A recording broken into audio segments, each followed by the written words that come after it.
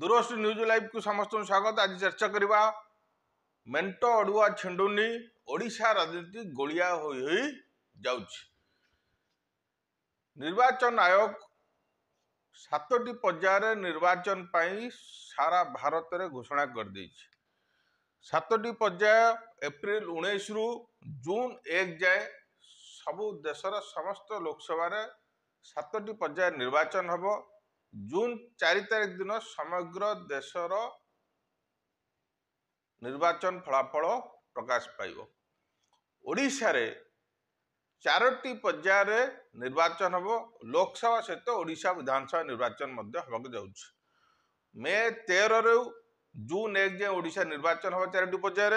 मे 13 रे कलाहांडी, नवरंगपुर, कोरापुट, ब्रह्मपुर 4टी लोकसभा निर्वाचन मंडली एवं लोकसभा निर्वाचन मंडली अंतर्गत विधानसभा मध्य निर्वाचन हबो।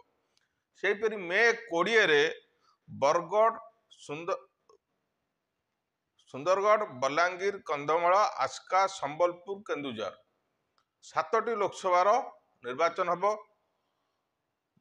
मे 25 रे ढेंकानाल, कटक, पुरी, भुवनेश्वर, मयूरभंज, बालेश्वर 6टी लोकसभा निर्वाचन हबो। ता सहित से 6टी लोकसभा विधानसभा निर्वाचन मध्य हबो।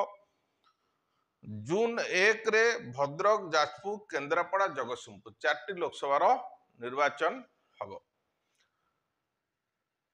एबे ओडिशा राजनीति रे विगत 2019 रु 2024 जाए प्रमुख विरोधी दलर भूमिका निर्वाह करथिबा विधानसभा रे बीजेपी अर्थात भारतीय जनता पार्टी मेंट द्वंद्व रे फसिकी अछि। बिजु जनता दल मध्य मेंट द्वंद्व रे अछि। बिजु जनता दल मेंट को नहीं कि ना कहूनी कि हाँ कहूना। बीजेपी रा स्थिति मध्य सेया मेंट हबनी ना हबो। उभय दलर नेता जतिक द्वंद्व अछंती, कर्मी मध्य सेतिक द्वंद्व अछंती। कांग्रेस गोटे पाद आगो को जाई निजर 10 ग्यारंटी या भितर घोषणा कर देछि।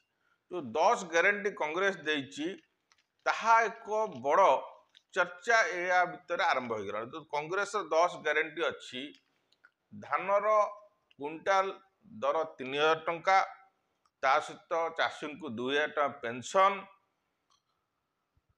5 लाख युवक युवती को नियुक्ति, बेकारी भत्ता 3000, प्रत्येक घरे उपभोक्ता को 200 यूनिट बिजुली छाड़, एसएचजी ग्रुप महिला को ऋण छाड़, 500 टंकार गैस सिलिंडर, 25 लाख टंका स्वास्थ्य सुरक्षा समस्त जाति भित्तिक जनगणना करी 27% पछुआ वर्ग को सरकारी चाकरी रे संरक्षण देवा घोषणा।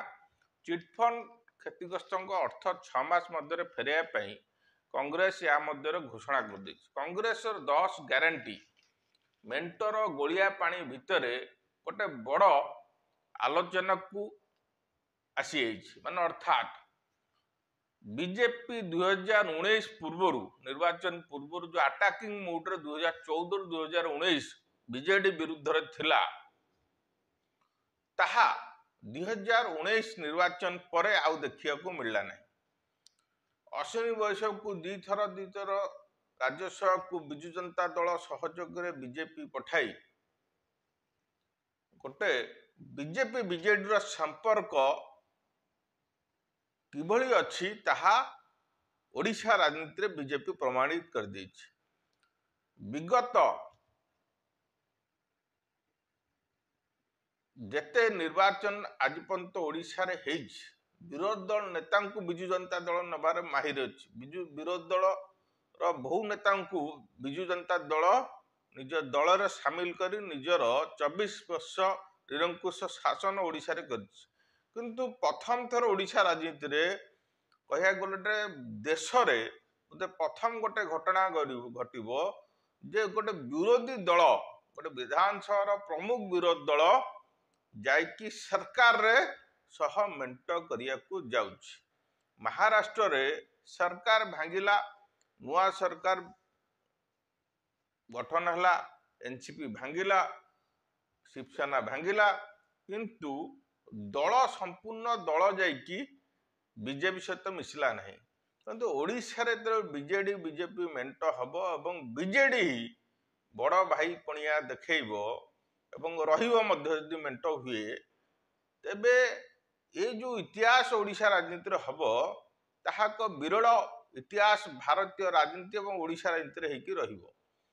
କିନ୍ତୁ ସବୁଠୁ ବଡ଼ ବିଷୟ ହେଉଛି ବିଜେପିର ରାଜ୍ୟ ସଭାପତି ଏବଂ କିଛି ନେତା ବାରମ୍ବାର ଆସି କହୁଛନ୍ତି ଯେ ମେଣ୍ଟ ହବ ନାହିଁ, କିନ୍ତୁ ଠିକ୍ ପରବର୍ତ୍ତୀ ସମୟରେ ପୁଣି ମେଣ୍ଟ କଥା ଆସୁଛି ଚର୍ଚ୍ଚାକୁ। ଏପର୍ଯ୍ୟନ୍ତ ଭାରତୀୟ जनता पार्टी पोस्टर बॉय तथा 2019 निर्वाचन में भारतीय जनता ओडिशा बीजेपी जो नेतृत्व नहीं निर्वाचन प्रचार केंद्र मंत्री धर्मेंद्र प्रधान आज पर्यंत मेंट हम कि नहीं स्पष्ट करूना।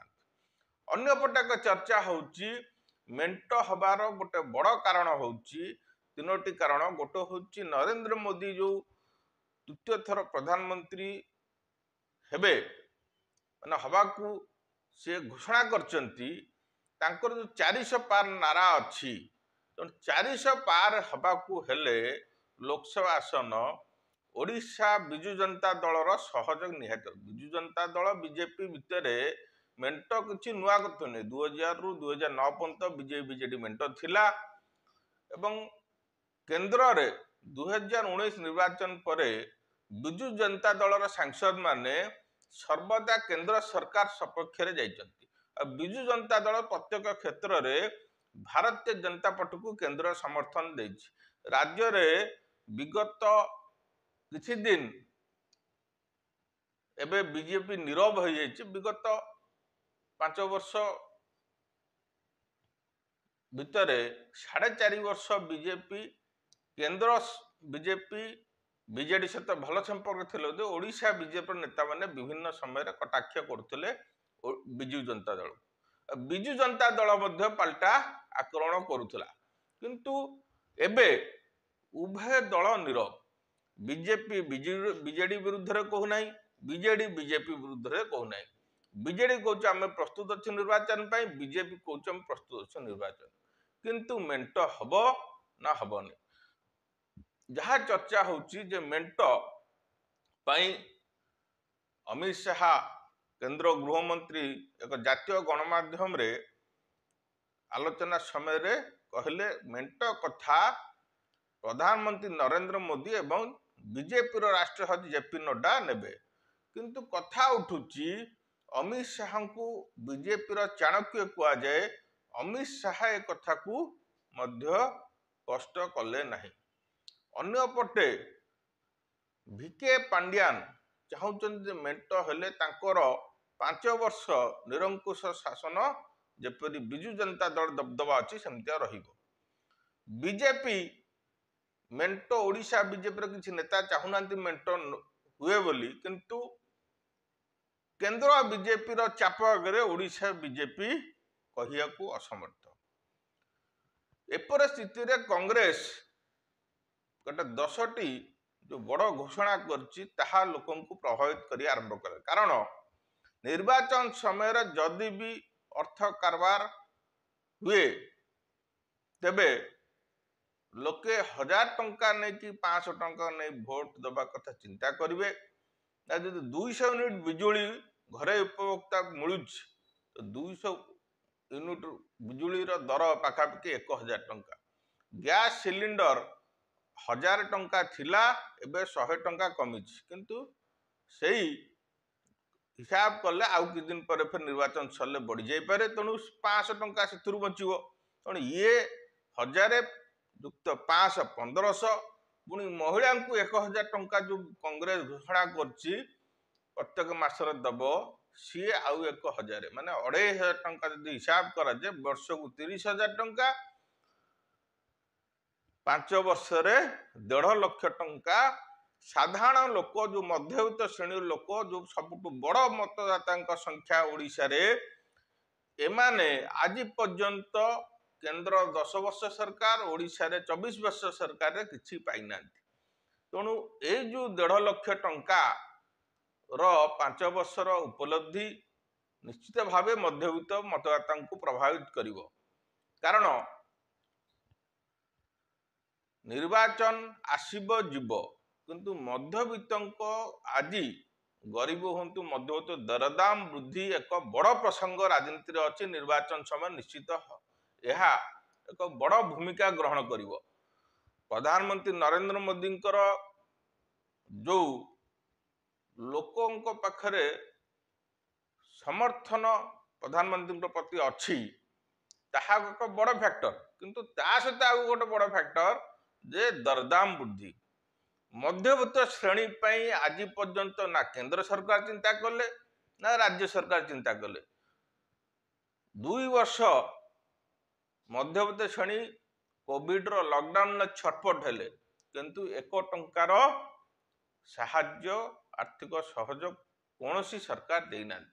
ତେଣୁ ମଧ୍ୟବିତ୍ତଙ୍କୁ ପ୍ରଭାବିତ କଲା ଭଳିଆ ଯୋଉଟା କଂଗ୍ରେସ ଘୋଷଣା କରିଛି 10ଟି କଥା, ଏବଂ ଚାଷୀଙ୍କ ପାଇଁ ଯୋଉ 2000 ଟଙ୍କା ପେନସନ, ଧାନର କୁଇଣ୍ଟାଲ ପ୍ରତି ଦର 3000 ଟଙ୍କା ଘୋଷଣା କରିବା, ଏବଂ ଏସଏଚଜି ମହିଳା ଯୋଉଟା ବିଜୁ ଜନତା ଦଳ ଏକ ବଡ଼ ଭୋଟ ବ୍ୟାଙ୍କ ତାକୁ ପ୍ରଭାବିତ କରିବା ପାଇଁ ଋଣ ଛାଡ଼ ଘୋଷଣା କରିବା, ଏହା ନିଶ୍ଚିତ ଭାବେ ଗୋଟେ ଓଡ଼ିଶା ରାଜନୀତିରେ ବଡ଼ ପ୍ରଭାବ ପକାଇବାକୁ ଯାଉଛି।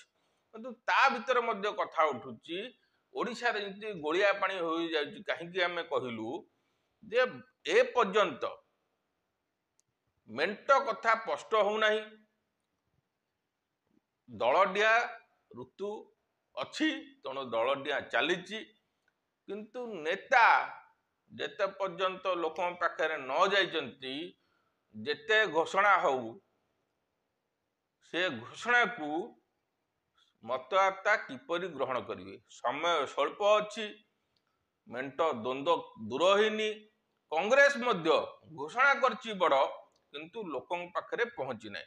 ତେଣୁ ଏପରି ସ୍ଥିତିରେ ଓଡ଼ିଶା ରାଜନୀତି ଆଗାମୀ ସମୟରେ ମେଣ୍ଟ ବନାମ କଂଗ୍ରେସ ଲଢ଼େଇ ହେଉଛି ନା ମେଣ୍ଟକୁ ଏବେ ଫୁଲଷ୍ଟପ୍ ଦେଇ କଂଗ୍ରେସକୁ ରୋକିବା ପାଇଁ ବିଜେପି ବିଜେଡି ପୁଣି ଅଲଗା ହୋଇକି ନିର୍ବାଚନ ଲଢ଼ିବେ, ତାହା ଦେଖିବାକୁ